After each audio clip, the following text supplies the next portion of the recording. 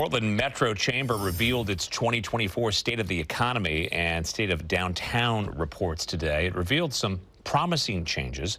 Some key takeaways are major population growth and its impact on the economy, job recovery trends, which have now exceeded pre-pandemic levels. However, it also found areas of concern when it comes to affordable housing and cost of living across the Portland region. The city did see thousands more people visiting compared to last year for events and attractions. The data is designed to help better understand the impacts of lingering economic challenges. President and CEO of the Portland Business Alliance says things have changed a lot over the last decade.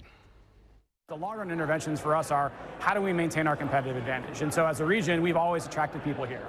And that's largely been predicated on the fact that we are as affordable or more affordable than other places. And that simply has changed in the last decade to where Portland isn't now on the top of the list of places to move that's most affordable.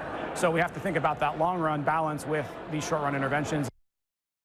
The Rose City did see a 14% increase in foot traffic compared to 2022, 26% growth of city revenue collected over the last decade.